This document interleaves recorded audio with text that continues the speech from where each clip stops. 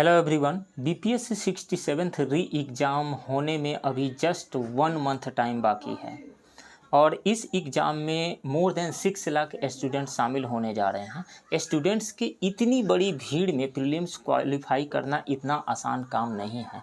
आप तभी प्रीलिम्स को क्वालिफाई कर पाएंगे जब दो काम करेंगे। एक तो अब पूरे सिलेबस का मल्टीपल रिवीजन होना चाहिए और दूसरी बात यह है कि अधिक से अधिक टेस्ट सीरीज के क्वेश्चंस को सोल्व किया जाना चाहिए। आप मेरे इस चैनल के साथ में जुड़िए, आपको ढेरों सारे टेस्ट सीरीज के क्वेश्चंस का डिस्कशन यहाँ पे देखने को मिलेगा। मेरे पास है परफेक्शन आईएएस पटना के प्रयास टेस्ट सीरीज के हिंदी मीडियम के टेस्ट बुकलेट 1। इस वीडियो में मैं इसी के क्वेश्चंस को डिस्कस करने जा रहा हूँ। आप लोग प्लीज़ इस वीडियो को लाइक करें, शेयर करें और इस चैनल को सब्सक्राइब करें, क्योंकि ये इस टेस्ट सीरीज़ के जितने भी क्वेश्चंस हैं आपके आने वाले बीपीएससी 67th री एग्ज़ाम में बहुत ही ज़्यादा हेल्पफुल साबित होंगे। तो चलिए शुरू करते हैं। फर्स्ट क्वेश्चन, लेड न्यूक्लियाइड के नाभिक में न्यूट्रॉन की संख्या कितनी होती है? तो हम जानते हैं कि mass number is equal to होता है number of protons plus number of neutrons. ये नंबर ऑफ प्रोटॉन्स क्या होते हैं? ये होते हैं एटॉमिक नंबर यानी Z प्लस N। यहाँ पे एटॉमिक नंबर 82 दिया हुआ है और मास नंबर 208 दिया हुआ है। तो नंबर ऑफ न्यूट्रॉन्स निकालने के लिए क्या करेंगे? मास नंबर में से हम एटॉमिक नंबर को सब्ट्रैक्ट करेंगे, घटाएंगे। तो मास नंबर है 208 और इसमें से एटॉमिक नंबर 82 आप घटा लीजिए तो कितना आएगा? 8 में से 2 घटाएंगे तो 6 आएगा और 20 में से 8 घटाएंगे तो 12, 126 आ रहा है। सो राइट ऑप्शन कौन सा है? बी यहाँ पे है सही।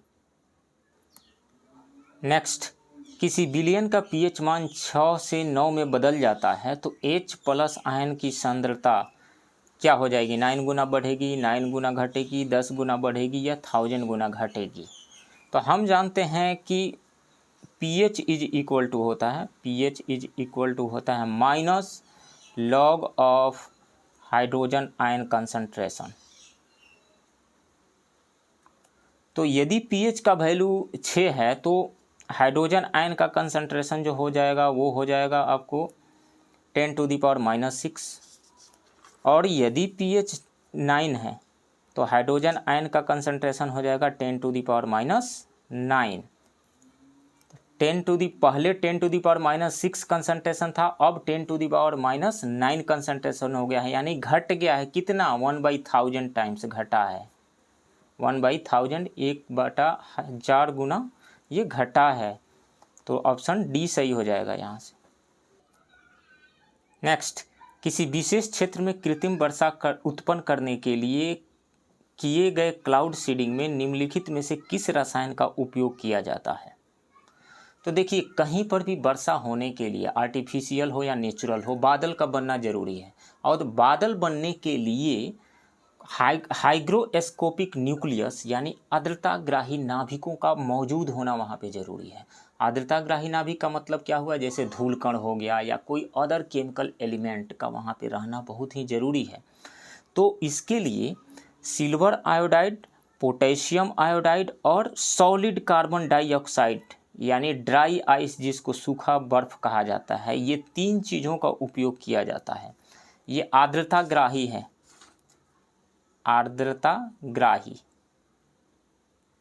आर्द्रताग्राही का मतलब जैसे ये न्यूक्लियस है, सिल्वर आयोडाइड हो या पोटेशियम आयोडाइड हो या सॉलिड कार्बन डाइऑक्साइड हो, ये आर्द्रता को ग्रहण करते हैं, आर्द्रता को अपनी तरफ अट्रैक्ट करते हैं, आकर्षित करते हैं और यहाँ से बादल बनता है।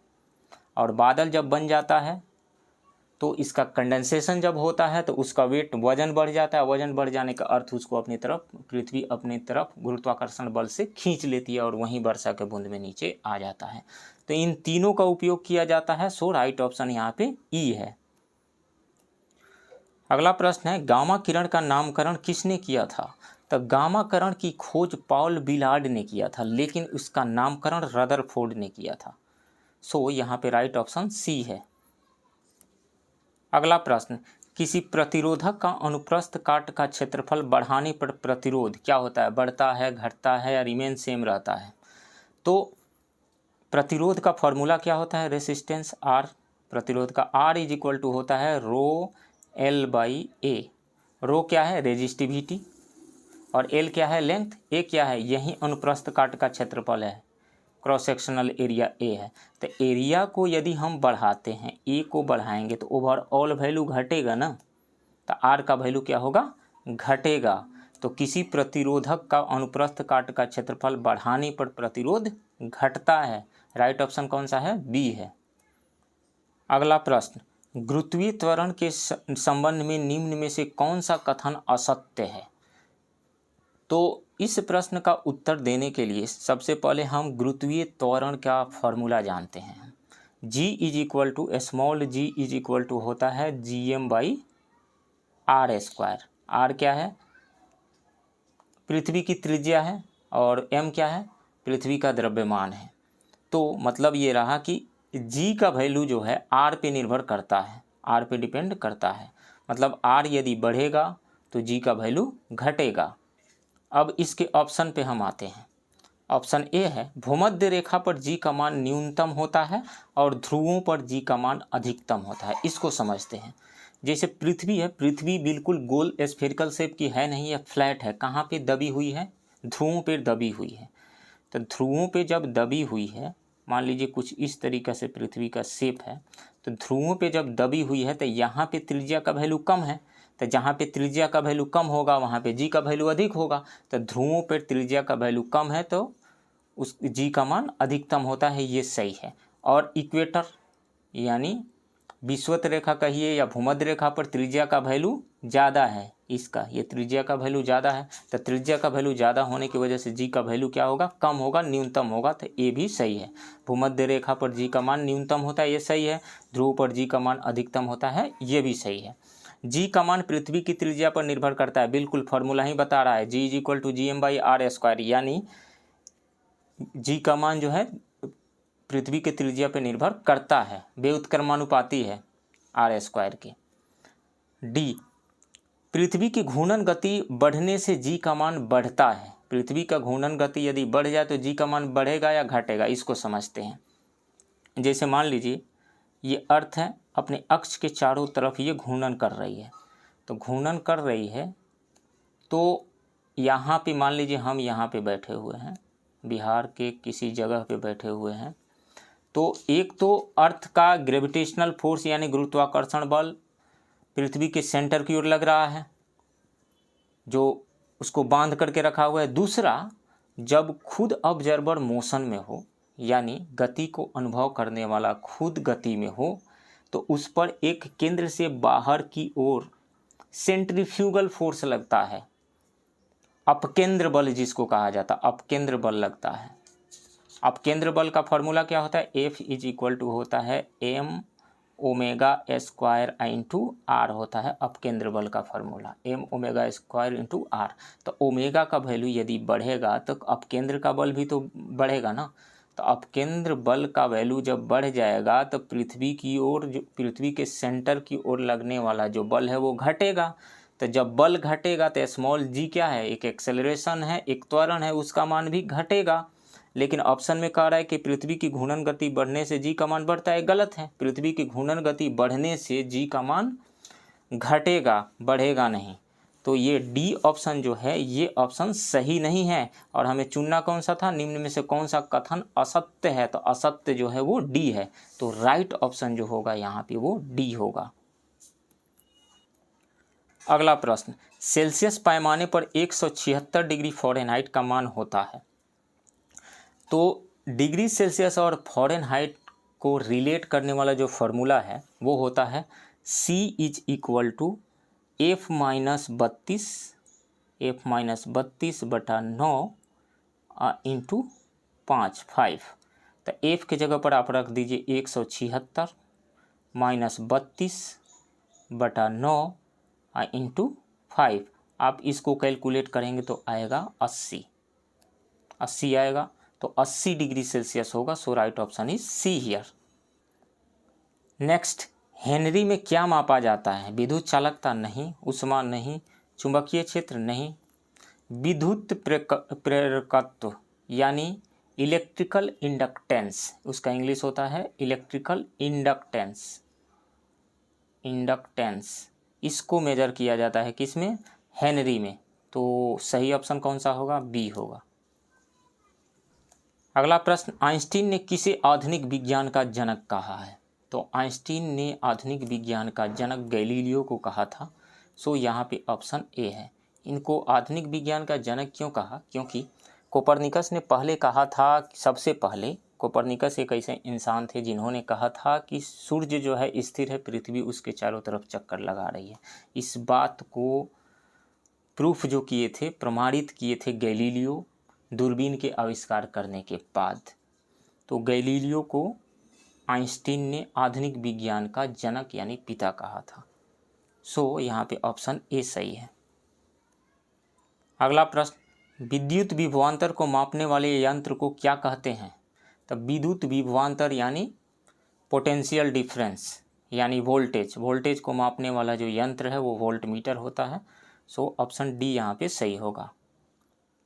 अगला प्रश्न, फॉर्मल्डिहाइड में सिग्मा और पाई बंधों की संख्या कितनी है। तो इस प्रश्न का उत्तर देने से पहले फॉर्मल्डिहाइड का फार्मूला और इसका स्ट्रक्चर जानिए। HC डबल बॉन्ड OH, ये होता है फॉर्मल्डिहाइड का फार्मूला। तो ये जो सिंगल बॉन्ड आपको C और H के बीच में दिख रहा है ये सिग्मा बॉन्ड है, ये भी सिग्मा बॉन्ड है। ये जो डबल बॉन्ड बना हुआ है कार्बन और ऑक्सीजन के बीच में, इसमें से एक सिग्मा बॉन्ड है और दूसरा पाई बॉन्ड है। तो क्या बताना था, सिग्मा और पाई बॉन्डों की संख्या तक कितने सिग्मा बॉन्ड आ रहे हैं, 3 सिग्मा बॉन्ड आ रहे हैं और एक पाई बॉन्ड आ रहा है। तो 3 सिग्मा और 1 पाई यानी ऑप्शन बी सही है। अगला प्रश्न, निम्नलिखित में से किस मिश्रण में हाथ से चुनने की विधि का उपयोग किया जा सकता है। तो वो है ठोस में ठोस का यदि मिश्रण है, जैसे चावल में कंकड़ पत्थर मिला हुआ है तो उसको हाथ से बीन करके निकाल सकते हैं। तो ठोस में ठोस के मिश्रण से, ठोस में ठोस का यदि कोई मिश्रण है तो उसको अलग कर सकते हैं बाई हैंड पिकिंग मेथड, हाथ से चून करके। तो डी ऑप्शन यहाँ पे सही होगा। अगला प्रश्न, निम्नलिखित में से कौन ऊष्मा का सबसे अच्छा संवाहक नहीं है। ऊष्मा का सबसे अच्छा संवाहक का मतलब होता है गुड कंडक्टर ऑफ हीट नहीं है, यानी बैड कंडक्टर कौन सा है। तो इन चारों ऑप्शन में से हम देखेंगे तो बिस्मथ एक ऐसा एलिमेंट है जिसमें फ्री इलेक्ट्रॉन की संख्या सबसे कम होती है, नंबर ऑफ फ्री इलेक्ट्रॉन सबसे कम होता है। इस कारण से ये बैड कंडक्टर ऑफ हीट है, यानी ऊष्मा का ये बहुत ही खराब चालक है। सो राइट ऑप्शन यहाँ पे डी है। अगला प्रश्न, इलास्टिक कॉलिजन के दौरान गैस की कुल गतिज ऊर्जा के साथ क्या क्या होता है। तो मान लीजिए एक कंटेनर है, यहाँ पे इसमें गैस भरी हुई है, इसमें पिस्टन लगाया गया है, गैस भरी हुई है, गैस मॉलिक्यूल्स है। तो हम जानते हैं कि गैस के अणु जो होते हैं, गैस के मॉलिक्यूल्स एक जगह स्थिर नहीं होते हैं, वो मूव करते रहते हैं, भागते रहते हैं, इधर से उधर रैंडम मोशन में रहते हैं। तो रैंडम मोशन में जब रहते हैं, इधर से उधर भागते रहते हैं, तो किसी दूसरे गैस मॉलिक्यूल से भी टकराते हैं और जिस बर्तन में, जिस कंटेनर में रखे गए हैं उसके दीवार से भी टकराते हैं। तो एक बात ध्यान देने वाली ये है कि आइडियल गैस के केस में ये जो इनका जो टकराहट है यानी कॉलिजन है वो इलास्टिक होता है, perfectly elastic collision. Perfectly elastic collision का मतलब क्या हुआ कि जैसे कोई गैस मॉलिक्यूल जा करके यहाँ पे टकराया इस दीवार से, तो जिस स्पीड से जा करके टकराया उसी स्पीड से वो पीछे की ओर लौट जाएगा, रिबाउंस्ड बैक हो जाएगा। यानी मान लीजिए 20 मीटर पर सेकंड के स्पीड से वो जा रहा था, तो टकराने के बाद 20 मीटर पर सेकंड के स्पीड से वो लौट जाएगा। एक मॉलिक्यूल दूसरे मॉलिक्यूल से भी टकराएगा तो वही होगा, परफेक्टली इलास्टिक कॉलिजन ही होगा।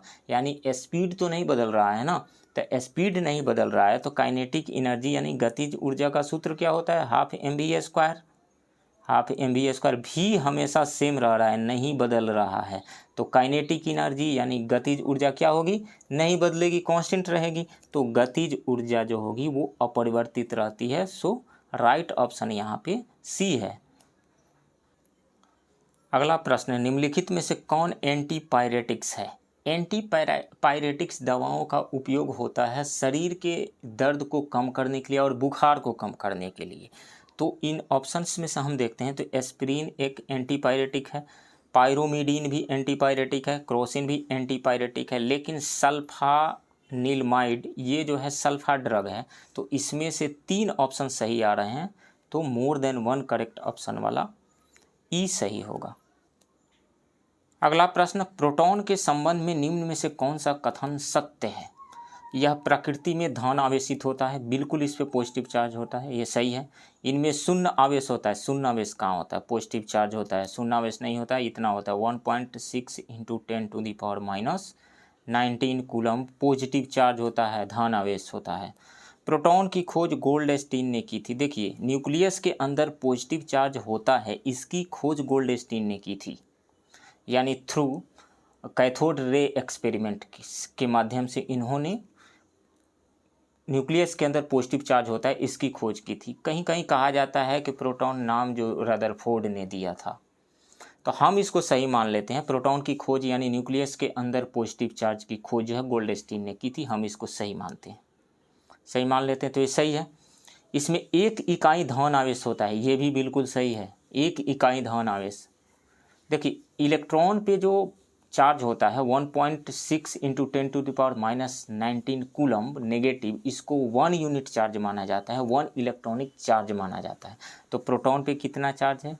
1 यूनिट पॉजिटिव चार्ज है, तो ये भी सही है। गलत कौन सा है? ये बी वाला गलत है, बाकी इसमें से 3 सही है, तो more than one correct option सही है, तो ई जो है ऑप्शन इसमें से राइट ऑप्शन होगा।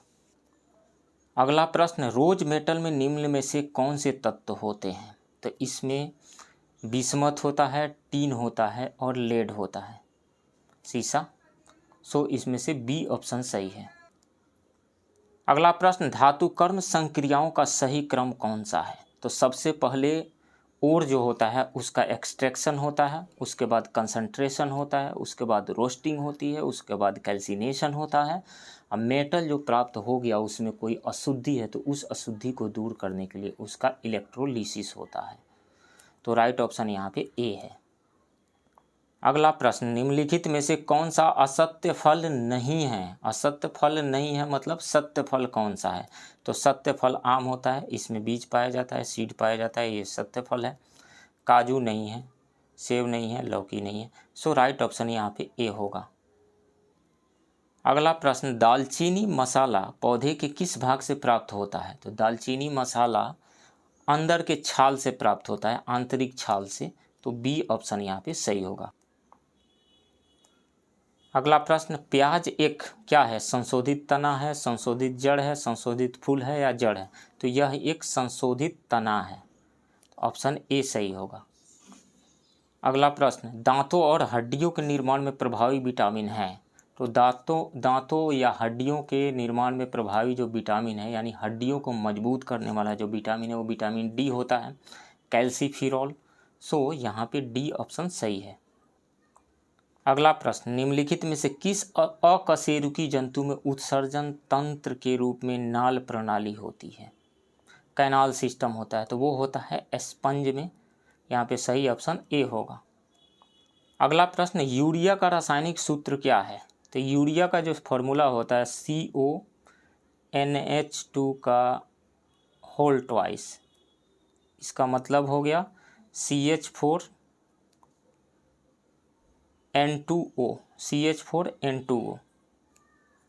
CH4N2O कौन सा हो गया? सी ऑप्शन सही है यहाँ पे। अगला प्रश्न, निम्नलिखित में से कौन एक कीटनाशक है? सेरेसन ये कीटनाशक है, वारफारिन ये भी कीटनाशक है, एग्रोसान ये भी कीटनाशक है, ये बूटाक्लोर ये कीटनाशक नहीं है, ये खरपतवार नाशक है, खरपतवारनाशी। तो कौन कीटनाशक है? 3 कीटनाशक है, तो ई ऑप्शन सही होगा, more than one correct option. अगला प्रश्न, निम्नलिखित में से कौन सा रोग प्रकृति में जूनोटिक पशु से फैलने वाला है? तो एंथ्रेक्स भी है, क्षय रोग भी है, ट्यूबरकुलोसिस, ब्रूसेलोसिस ये भी है, रिंडरपेस्ट नहीं है जूनोटिक रोग, तो more than one correct option यहाँ पे आ रहा है, सो ई सही होगा यहाँ। अगला प्रश्न, मुख्यतः निम्न में से किसकी कमी से क्वासियोरकोर होता है? तो ये प्रोटीन की कमी से होता है, बी ऑप्शन सही है। अगला प्रश्न, निम्नलिखित में से किसके द्वारा क्लासिकल कोशिका सिद्धांत प्रस्तुत किया गया था? तो कोशिका की खोज कहें जीवित कोशिका की, तो वो तो ल्यूइनहक ने किया था, लेकिन कोशिका सिद्धांत दिया था स्लाइडेन एंड स्वान ने। तो राइट ऑप्शन यहाँ पे सी होगा। अगला प्रश्न, पसलियों के कौन से जोड़े को प्लावी पसली फ्लोटिंग रिब्स के रूप में जाना जाता है? तो वो है 11वीं और 12वीं पसली। सो ए ऑप्शन सही होगा यहाँ पे। केराटोप्लास्टी शब्द का अर्थ है, तो केराटोप्लास्टी शब्द का जो मतलब होता है वो कॉर्निया के ट्रांसप्लांटेशन से संबंधित है। तो आँखों में कॉर्निया का प्रत्यारोपण। राइट ऑप्शन यहाँ पे बी होगा। अगला प्रश्न, प्राचीन भारत के संदर्भ में श्रेणी शब्द का क्या मतलब था? तो श्रेणी शब्द जो है व्यापारियों का एक समूह, उसी के लिए यूज होता था। तो प्राचीन भारत के व्यापारिक समूह। राइट ऑप्शन यहाँ पे ए है। अगला प्रश्न, प्राचीन भारत के संदर्भ में निम्न में से कौन सा सही नहीं है? हड़प्पा सिंधु घाटी सभ्यता का पहला उत्खनन स्थल है, ये सही है। लोथल से घोड़े की हड्डियां मिली है, ये गलत है। लोथल से नहीं, सुरकोटदा से घोड़े की हड्डियां मिली है, तो ये गलत है। कालीबंगा में प्राचीन मनका निर्माण कार्यशाला मौजूद थी? नहीं, कालीबंगा में नहीं, लोथल में थी ये, तो ये भी गलत है। गढ़ निचला शहर था? नहीं, ये ऊपरी शहर हुआ करता था, ये भी गलत है। तो इसमें से कौन सा गलत है? 3 गलत है, बी, सी एंड डी। तो उपयुक्त में से एक से अधिक। राइट ऑप्शन ई है। अगला प्रश्न, अशोक के किस शिलालेख में पशुओं की बलि पर रोक लगाने का निर्देश दिया गया था? तो दीर्घ प्रथम शिलालेख में। राइट ऑप्शन ए है। अगला प्रश्न, किस प्राचीन राजवंश ने शीशे से बने सिक्के जारी किए थे? तो सातवाहन वंश के शासकों ने जारी किए थे। राइट ऑप्शन डी है। अगला प्रश्न, प्रसिद्ध राजा रुद्रदामन प्रथम किस राजवंश के थे? तो शक राजवंश के थे, शक क्षत्रप। यहाँ पे बी ऑप्शन सही है। अगला प्रश्न, सल्तनत काल में गुलामों के विभाग को क्या कहा जाता था? तो वो कहा जाता था दीवान बंदगान। राइट ऑप्शन डी है। अगला प्रश्न, करनाल का युद्ध 1739 में किसके बीच लड़ा गया था? तो वो लड़ा गया मोहम्मद शाह रंगीला और नादिर शाह के बीच में। राइट ऑप्शन बी है यहाँ पे। अगला प्रश्न, वह क्षेत्र जिसे प्राचीन काल में स्वर्ण भूमि के नाम से जाना जाता था? तो दक्षिण पूर्व एशिया के क्षेत्र को स्वर्ण भूमि के नाम से जाना जाता था। राइट ऑप्शन बी है।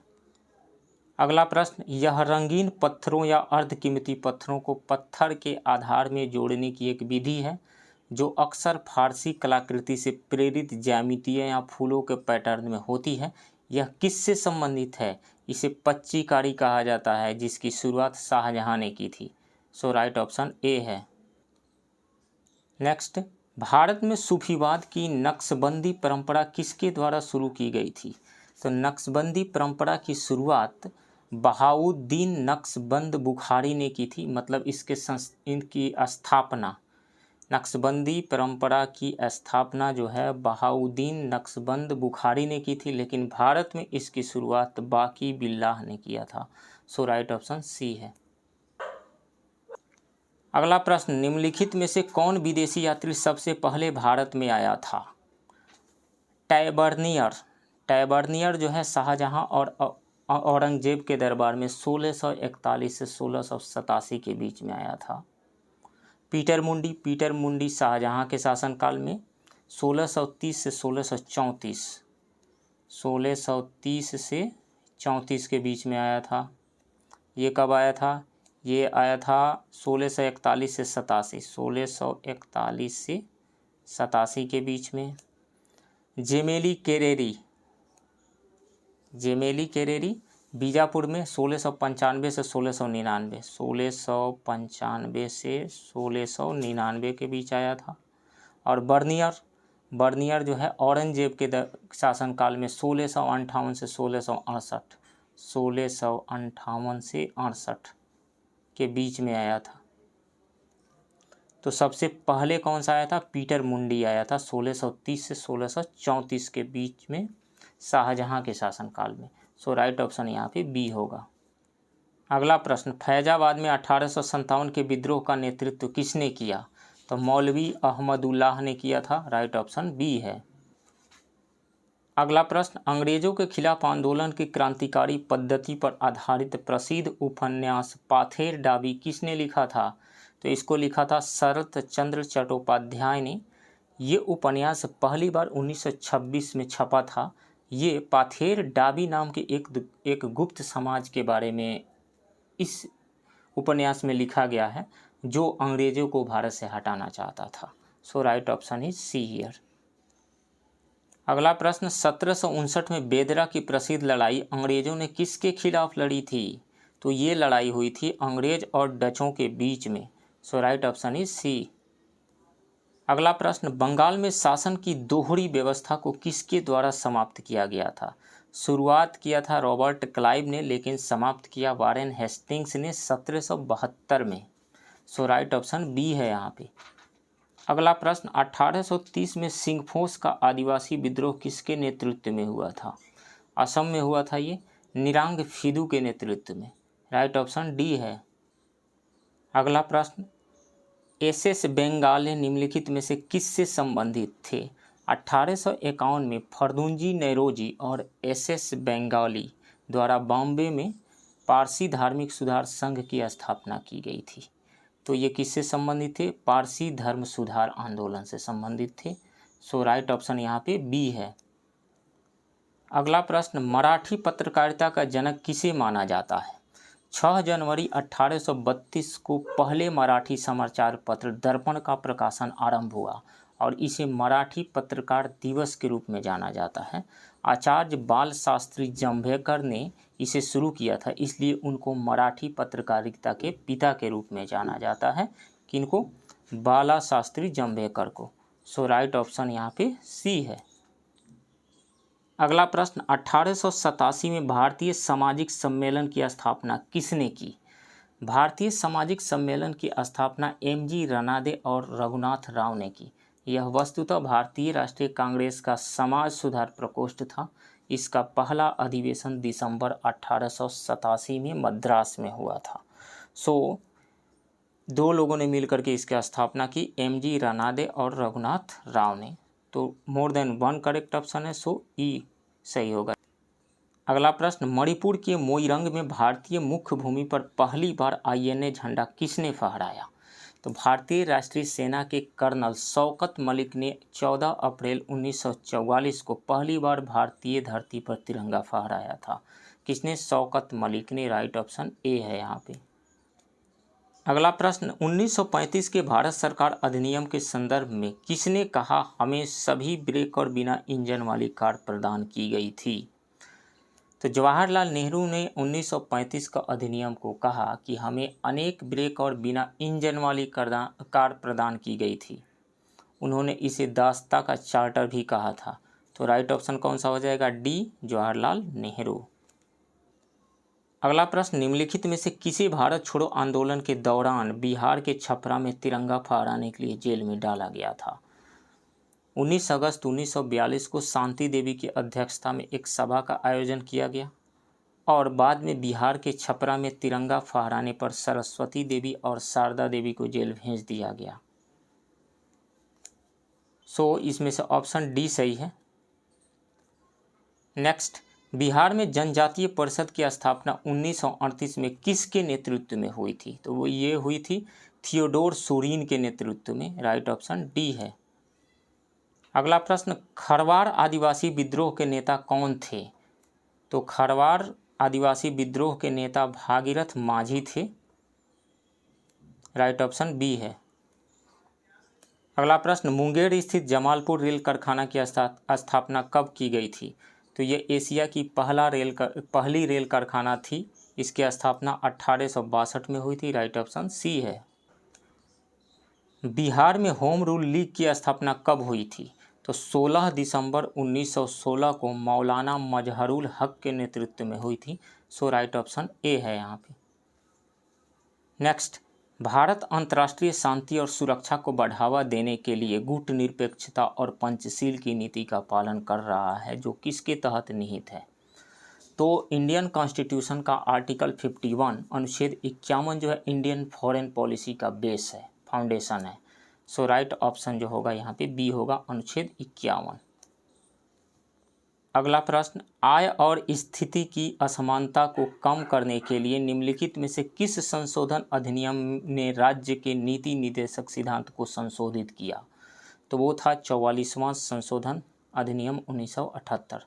44वां संशोधन संवैधानिक संशोधन अधिनियम 1978 धारा 2 को अनुच्छेद 38 में सम्मिलित किया, जो घोषित करता है कि राज्य विशेष रूप से आय में आर्थिक असमानताओं को कम करने और व्यक्तियों के बीच नहीं बल्कि समूहों के बीच स्थिति, सुविधाओं और अवसरों में असमानता को खत्म करने का प्रयास करेगा। इसने मौलिक अधिकारों की सूची से संपत्ति के अधिकार को भी समाप्त कर दिया और इसे अनुच्छेद 301 के तहत कानूनी अधिकार बना दिया। तो राइट ऑप्शन जो होगा यहाँ पे सी होगा। 44th कॉन्स्टिट्यूशनल अमेंडमेंट एक्ट 1978, 44वां संविधान संशोधन अधिनियम 1978। अगला प्रश्न, भारत के सर्वोच्च न्यायालय ने किस प्रसिद्ध मामले में सरकार की संसदीय प्रणाली को मूल ढांचे का हिस्सा घोषित किया था? तो 1973 का केशवानंद भारती मामला में अभी तक की सबसे बड़ी संविधान पीठ 13 जजों की बनी थी। उसने सहमति से निर्णय दिया कि संसद संविधान के किसी भाग में संशोधन कर सकती है। कंडीशन यह है कि संविधान का बेसिक स्ट्रक्चर चेंज नहीं होना चाहिए। तो इसमें से राइट ऑप्शन ए है, यानी बेसिक स्ट्रक्चर का जो कंसेप्ट दिया गया वो इसी मामले में दिया गया था, 1973 के केशवानंद भारती मामले में। सरकारिया आयोग की सिफारिशों में निम्न में से कौन सा एक शामिल नहीं है? इसको थोड़ा डिटेल में हम जानते हैं। सरकारिया आयोग की स्थापना 1983 में आर.एस. सरकारिया की अध्यक्षता में केंद्र और राज्य संबंधों का अध्ययन करने के लिए की गई थी। इसने अपना अंतिम रिपोर्ट 1987 में प्रस्तुत किया था। इस रिपोर्ट में कुछ जो सुझाव दिए गए थे वो थे: स्थायी अंतर्राज्यीय परिषद का निर्माण करना, राज्यपाल की नियुक्ति करते समय मुख्यमंत्री के परामर्श की प्रक्रिया को संविधान में ही रखा जाएगा, अवशिष्ट शक्ति को समवर्ती सूची के अंतर्गत रखा जाएगा, कराधान की अवशिष्ट शक्ति केंद्र द्वारा बरकरार रखी जाएगी, अनुच्छेद 356 यानी राष्ट्रपति शासन का संयम से इस्तेमाल किया जाएगा, करना होगा। ये सारे उसके रिकमेंडेशंस थे। अब ऑप्शंस को हम पढ़ते हैं। स्थायी अंतर्राज्यीय परिषद का निर्माण ये था उस रिपोर्ट में। अवशिष्ट शक्ति को समवर्ती सूची के अंतर्गत रखा जाना, ये भी सही है। राज्यपाल की नियुक्ति करते समय मुख्यमंत्री के परामर्श की प्रक्रिया को संविधान में ही रखा जाए, ये भी सही है। राज्यों को दी जाने वाली कराधान की अवशिष्ट शक्ति राज्यों को देने की रिकमेंडेशन नहीं की गई थी, केंद्र को देने की रिकमेंडेशन की गई थी। सो डी ऑप्शन जो है ये सही नहीं है। तो इसमें से क्या हमें चुनना था? सरकारिया आयोग की सिफारिशों में निम्न में से कौन सा एक शामिल नहीं है? तो नहीं है वाला डी ऑप्शन है। अगला प्रश्न, वर्ष 2005 में गठित पहला संसदीय मंच कौन सा था? संसदीय मंच सदस्यों को संबंधित मंत्रियों के साथ बातचीत करने के लिए प्रदान किया गया मंच है। ऐसा पहला मंच जल संरक्षण और प्रबंधन संबंधी संसदीय मंच था, जिसका गठन वर्ष 2005 में किया गया था। तो ऑप्शन कौन सा सही है? जल संरक्षण और प्रबंधन संबंधी संसदीय मंच, ऑप्शन ए सही है। अगला प्रश्न, पटना उच्च न्यायालय की स्थापना किस वर्ष में हुई थी? तो 1916 में हुई थी, 9 फरवरी को। राइट ऑप्शन सी है। नेक्स्ट, पंचायती राज अधिनियम 1973 का कौन सा या से अनिवार्य प्रावधान नहीं है? पिछड़े वर्ग के लिए आरक्षण देना ये अनिवार्य प्रावधान नहीं है, ये राज्यों पर छोड़ दिया गया है। पिछड़े वर्ग को वो आरक्षण कब देना है, कितना देना है, ये वो तय करेंगे। तो ये अनिवार्य प्रावधान नहीं है। ग्राम, मध्यवर्ती और जिला स्तर पर पंचायत की सभी सीटों के लिए सीधे चुनाव कराना ये था। चुनाव लड़ने के लिए न्यूनतम आयु 21 वर्ष ये भी है। 5 साल का कार्यकाल तय किया गया है, ये भी सही है। तो 3 सही है। ये पिछड़े वर्ग के लिए आरक्षण से संबंधित अनिवार्य प्रावधान नहीं है। तो क्या चुनना था? प्रावधान नहीं है वाला, तो ऑप्शन ए राइट ऑप्शन है। अगला प्रश्न, संविधान की 7वीं अनुसूची की राज्य सूची के अंतर्गत कौन से विषय शामिल हैं? अफीम की खेती नहीं, जनगणना ये भी नहीं शामिल है, इंटर स्टेट क्वारंटाइन ये भी शामिल नहीं है, लोक स्वास्थ्य शामिल है राज्य विषय के अंतर्गत। राज्य सूची के विषय के अंतर्गत। सो ऑप्शन डी सही है। नेक्स्ट, पूर्व राष्ट्रपति पद किस वरीयता क्रम के अंतर्गत आते हैं? तो सबसे वरीयता क्रम में सबसे ऊपर आते हैं राष्ट्रपति, उसके बाद उपराष्ट्रपति दूसरे पे, चौथे पे अपने अपने राज्यों के राज्यपाल, पांचवें पे पूर्व राष्ट्रपति आते हैं और छठे पे भारत के मुख्य न्यायाधीश। तो पांचवा ऑप्शन सही होगा, ऑप्शन सी। अगला प्रश्न, निम्नलिखित में से किस भाषा को 2014 में शास्त्रीय भाषा का दर्जा प्रदान किया गया था? तो 6 भाषाओं को शास्त्रीय भाषा का दर्जा प्राप्त है अभी तक। 2014 में उड़िया को शास्त्रीय भाषा का दर्जा प्राप्त हुआ था। किसको? उड़िया को। तो ऑप्शन ए सही है। थोड़ा और इसको डिटेल में जानते हैं। तमिल भाषा को 2004 में शास्त्रीय भाषा का दर्जा मिला था, संस्कृत को 2005 में, तेलुगु को 2008 में, कन्नड़ को 2008 में, मलयालम को 2013 में और उड़िया को 2014 में। सबसे पहला लैंग्वेज कौन सा था, पहली भाषा कौन थी जिसको शास्त्रीय भाषा का दर्जा प्राप्त हुआ? वह था तमिल 2004 में। इसे भी याद रखें। अगला प्रश्न, 5वीं अनुसूची किस राज्य में लागू नहीं है? किस राज्य में लागू नहीं है? तो सबसे पहले छठी अनुसूची के बारे में जानते हैं। छठी अनुसूची AMTM में लागू है। AMTM, ए से असम, मेघालय, त्रिपुरा एंड मिजोरम में छठी अनुसूची लागू है। 5वीं अनुसूची इन चारों को छोड़ करके बाकी राज्यों में लागू है। तो कौन सा ऑप्शन हो जाएगा इसमें से? असम, मेघालय, त्रिपुरा में तो छठी अनुसूची लागू है, यहाँ पे लागू नहीं है 5वीं अनुसूची। तो ये हो गया more than one correct, option E. अगला प्रश्न, कौन सा सुमेलित नहीं है? अनुच्छेद 148 भारत का CAG, ये सही है। अनुच्छेद 324 राज्य लोक सेवा आयोग, नहीं ये गलत है। अनुच्छेद 324 में चुनाव आयोग के बारे में दिया गया है, तो ये गलत है। अनुच्छेद 163 में राज्य में मंत्रिपरिषद, ये सही है। अनुच्छेद 112 धन विधेयक, ये गलत है। अनुच्छेद 112 में बजट के बारे में दिया गया है, वार्षिक वित्तीय विवरण। तो इसमें से कौन सा सुमेलित नहीं है? बी नहीं है एंड डी नहीं है। More than one correct option होगा ई। अगला प्रश्न, रीयूनियन द्वीप निम्नलिखित में से किस देश का हिस्सा है? तो रीयूनियन द्वीप जो है वो फ्रांस का हिस्सा है। और ये है कहाँ? ये हिंद महासागर में मेडागास्कर और मॉरिशस के बीच में स्थित है ये रीयूनियन द्वीप। आप हिंद महासागर का मैप देखिए, हिंद महासागर में मेडागास्कर और रीयूनियन के बीच, मॉरिशस के बीच में ये रीयूनियन द्वीप है। और किसका हिस्सा है ये? फ्रांस का हिस्सा है। तो राइट ऑप्शन यहाँ पे बी हो जाएगा। अगला प्रश्न, साल्विन नदी किन देशों के बीच बहती है? तो यदि आप मैप को देखें, एशिया के मैप या यूँ कहें कि दक्षिण एशिया के मैप को आप देखें तो ये नदी बहती है म्यांमार के पूर्वी भाग और चाइना के उत्तरी भाग से होकर के बहती है। तो किन 2 देशों के बीच होकर के बहती है? चीन और म्यांमार के। सो राइट ऑप्शन यहाँ पे हो जाएगा बी। अगला प्रश्न, विक्टोरिया जलप्रपात स्थित है, कहाँ पे स्थित है?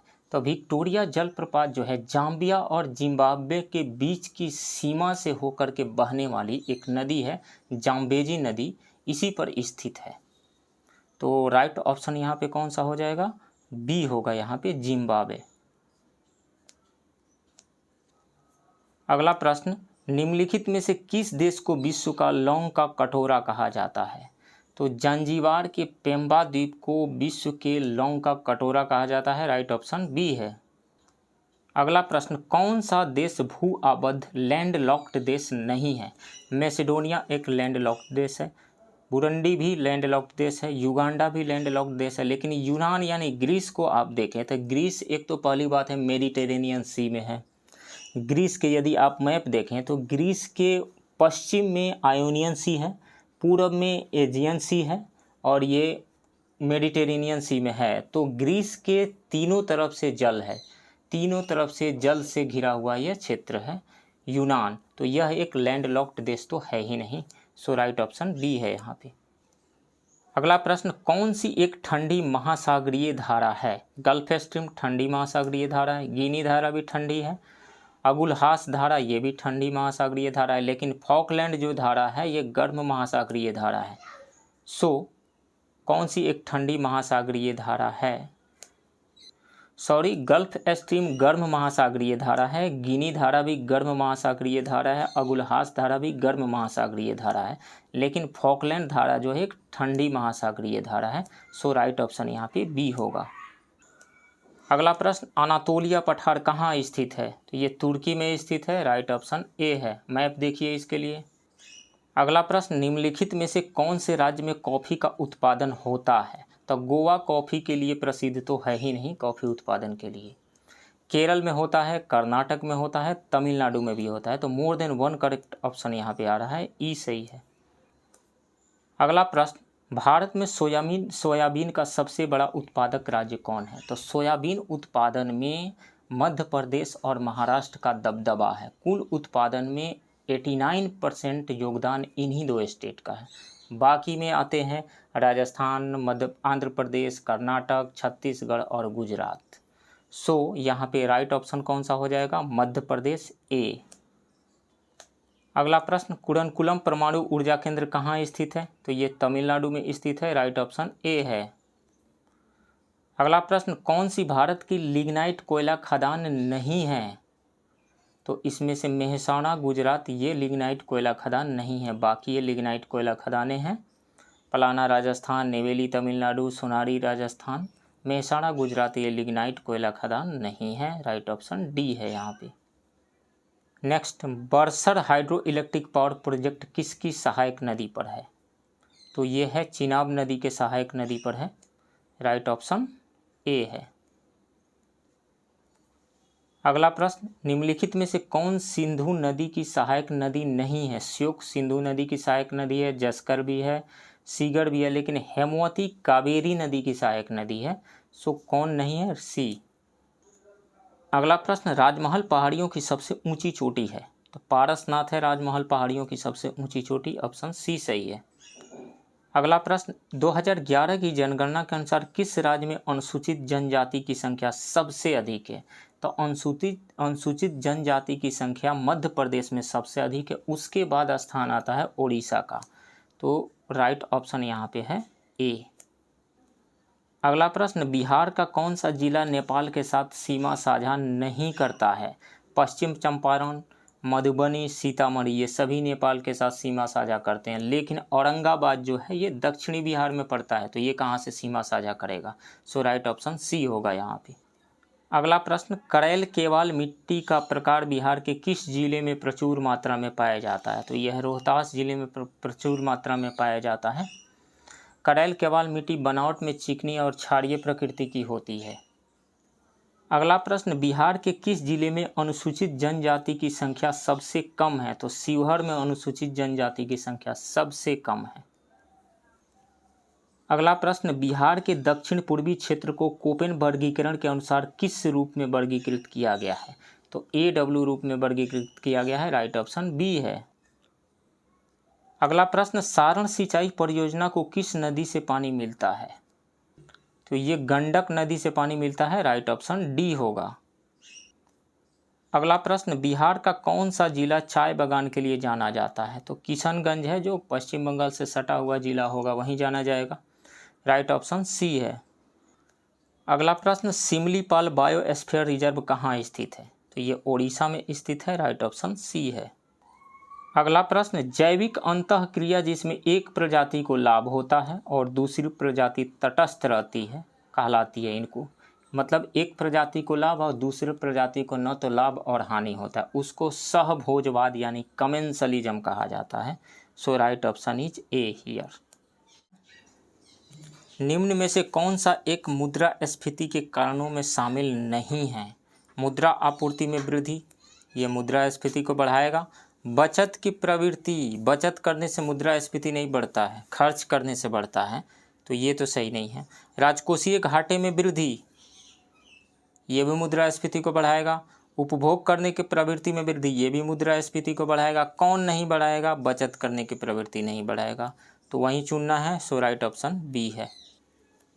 अगला प्रश्न, ISFR 2021 के अनुसार निम्नलिखित में से किस राज्य में क्षेत्रफल की दृष्टि से वन आच्छादन कम है? तो क्षेत्रफल की दृष्टि से सबसे ज़्यादा वन क्षेत्र जो है मध्य प्रदेश में है, उसके बाद अरुणाचल प्रदेश में, उसके बाद छत्तीसगढ़ में, देन उड़ीसा में और उसके बाद महाराष्ट्र में आता है। तो इन दिए गए ऑप्शंस में से क्षेत्रफल की दृष्टि से सबसे कम वन आच्छादन महाराष्ट्र में ही है। सो राइट ऑप्शन डी है। अगला प्रश्न, 2011 की जनगणना के अनुसार कितने प्रतिशत भारतीय आंतरिक प्रवासी हैं? तो 37% भारतीय आंतरिक प्रवासी है और ऑप्शन सी सही है। अगला प्रश्न, 20वीं पशुधन गणना के अनुसार गधों की सर्वाधिक संख्या वाला राज्य है? तो 20वीं पशुधन गणना 2018 में शुरू की गई थी और अंतिम रिपोर्ट 2019 में जारी की गई थी। इस जनगणना के अनुसार राजस्थान में सबसे ज़्यादा गधों की संख्या है, उसके बाद है Maharashtra, then Uttar Pradesh, then Gujarat, then Bihar. तो राइट ऑप्शन बी होगा। अगला प्रश्न, क्षमता निर्माण के लिए समर्थ योजना किसके द्वारा लागू की जा रही है? शिक्षा मंत्रालय के द्वारा नहीं, कौशल मंत्रालय के द्वारा नहीं, वस्त्र मंत्रालय के द्वारा लागू की जा रही है। राइट ऑप्शन सी है। अगला प्रश्न, निम्न में से कौन सी पंचवर्षीय योजना जॉन सैंडी मॉडल पर आधारित थी? तो ये थी तीसरी पंचवर्षीय योजना, जिसको 1961 से 1966 के बीच चलाया गया था। और ये जो पंचवर्षीय योजना थी सुखमय चक्रवर्ती और जॉन सैंडी मॉडल पर आधारित थी। तो सो तीसरा ऑप्शन यहाँ पे तीसरी पंचवर्षीय योजना राइट ऑप्शन बी है। अगला ऑप्शन, जब बाजार में उपलब्ध नौकरियों के लिए कौशल या योग्यता अपर्याप्त है तो इस प्रकार की बेरोजगारी है। इस प्रकार की बेरोजगारी को संरचनात्मक बेरोजगारी कहा जाता है। राइट ऑप्शन बी है। अगला ऑप्शन, निम्नलिखित में से कौन सा जिला मुख्यमंत्री कुशल श्रमिक उद्यमी क्लस्टर योजना के अंतर्गत शामिल है? तो इसके अंतर्गत गया, सीतामढ़ी, शिवहर और मुजफ्फरपुर और नवादा, ये 5 जिले शामिल हैं। कैमूर नहीं है। गया शामिल है, शिवहर शामिल है, सीतामढ़ी शामिल है, कैमूर शामिल नहीं है। तो more than one correct option है ई। अगला प्रश्न, पंडित बिरजू महाराज जिनका हाल ही में निधन हो गया किस नृत्य से जुड़े थे? तो कथक नृत्य से जुड़े थे। राइट ऑप्शन ए है। अगला प्रश्न, NFHS5 की रिपोर्ट के अनुसार बिहार में प्रति 1000 पुरुषों पर महिलाओं की आबादी कितनी हो गई है? तो 1090 हो गई है। राइट ऑप्शन सी है। National family health survey 5 NFHS5 का मतलब है।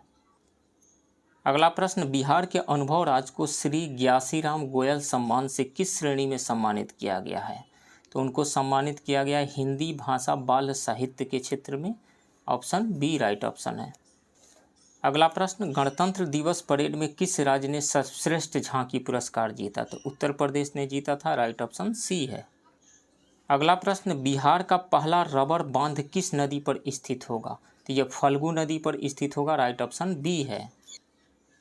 अगला प्रश्न, बिहार के शकीबुल गनी ने हाल ही में रणजी ट्रॉफी में किस टीम के खिलाफ 13 शतक जमाया है? तो ये जमाया सिक्किम के खिलाफ। राइट ऑप्शन डी है। अगला प्रश्न, गंगा जल उद्वाह योजना के अंतर्गत किस जिले के सभी लोगों को शुद्ध पेयजल उपलब्ध कराया जाएगा? तो गंगा जल उद्वाह योजना के तहत राजगीर, गया, बोधगया और नवादा के सभी लोगों को शुद्ध पेयजल उपलब्ध कराया जाएगा। तो इसमें से नालंदा और गया ए एंड सी ऑप्शन सही आ रहा है। सो राइट ऑप्शन जो होगा मोर देन वन करेक्ट होगा ई। अगला प्रश्न, बिहार सरकार द्वारा देश के पहले ट्रांसमैन सैनिक का खिताब किसे दिया गया? रचित राज को दिया गया। राइट ऑप्शन ए है। अगला प्रश्न, केंद्र सरकार द्वारा हाल ही में आवंटित पोटास खनिज ब्लॉक बिहार में कहाँ स्थित है? पोटास जो है सासाराम में भी पाया जाता है, गया में, औरंगाबाद में ही पाया जाता है। तो इसमें से मोर देन वन करेक्ट है, ई ऑप्शन। अगला प्रश्न, पैरालंपिक की बैडमिंटन स्पर्धा में स्वर्ण जीतने वाले पहले भारतीय कौन बने? तो प्रमोद भगत बने। राइट ऑप्शन बी है। अगला प्रश्न, भारतीय पर्वतारोहण फाउंडेशन की पहली महिला अध्यक्ष के रूप में किसे चुना गया है? तो उत्तराखंड की प्रसिद्ध पर्वतारोही हर्षवंती बिष्ट को चुना गया है। Harshwanti Bisht right option A है। अगला प्रश्न, भारत पर्यटन विकास निगम के अध्यक्ष के रूप में किसे नियुक्त किया गया है? संबित पात्रा को नियुक्त किया गया है। Right option B. अगला प्रश्न, संयुक्त राष्ट्र बाल एजेंसी यूनिसेफ, जिसे संयुक्त राष्ट्र बाल कोष के रूप में भी जाना जाता है, के प्रमुख के रूप में किसे नियुक्त किया गया है? तो कैथरीन रसेल को नियुक्त किया गया है। राइट ऑप्शन डी है। अगला प्रश्न, Loewi institute Asia power index 2021 के अनुसार भारत प्रशांत क्षेत्र में भारत का स्थान है। तो 26 देशों में से भारत को चौथा स्थान मिला है, राइट ऑप्शन सी है। अगला प्रश्न, विश्व प्रतिभा रैंकिंग रिपोर्ट 2021 में भारत का रैंक क्या है? तो भारत को 56वां रैंक मिला है। इसे कौन जारी करता है? International institute for management development world competitive centre इस रिपोर्ट यानी वर्ल्ड टैलेंट रैंकिंग रिपोर्ट को प्रकाशित करता है और इसमें भारत को 56वां स्थान मिला था। स्विट्जरलैंड को फर्स्ट स्थान मिला था। सो राइट ऑप्शन सी है। नेक्स्ट, यूनिकॉर्न क्या है? कंपनी का मूल्य $1 बिलियन से अधिक हो तो उसको यूनिकॉर्न कहा जाता है। हाल ही में फिजिक्स वाला जो है भारत का 101वां यूनिकॉर्न बना है, 101st यूनिकॉर्न। तो यहाँ पे राइट ऑप्शन ए है। अगला प्रश्न, ज्ञानोदय गोड्डा किस राज्य की शिक्षा पहल है? तो ये झारखंड की शिक्षा पहल है, राइट ऑप्शन सी है। चौथे एशियन यूथ पारा गेम्स 2021 की मेजबानी निम्न में से किसने की थी? तो बहरीन ने की थी, राइट ऑप्शन सी है। नेक्स्ट, नई दिल्ली के मेजर ध्यानचंद नेशनल स्टेडियम में पहली बार राष्ट्रीय स्तर की खेलो इंडिया महिला हॉकी लीग का उद्घाटन किसने किया? अनुराग ठाकुर ने किया, राइट ऑप्शन बी है। नेक्स्ट, केवल 55 टेस्ट क्रिकेट मैचों में 200 विकेट लेने वाले 11वें भारतीय गेंदबाज कौन बने हैं? तो वो हैं Mohammed Shami, right option C है। नेक्स्ट, किस वर्ष लता मंगेशकर को भारत रत्न मिला था? तो 2001 में मिला था। भारत रत्न देने की शुरुआत 1954 में हुई डॉक्टर राजेंद्र प्रसाद के द्वारा, राइट ऑप्शन सी है। केंद्रीय इलेक्ट्रॉनिक्स और सूचना प्रौद्योगिकी मंत्रालय MEITY द्वारा किस बैंक को डिजिधन पुरस्कार से सम्मानित किया गया है?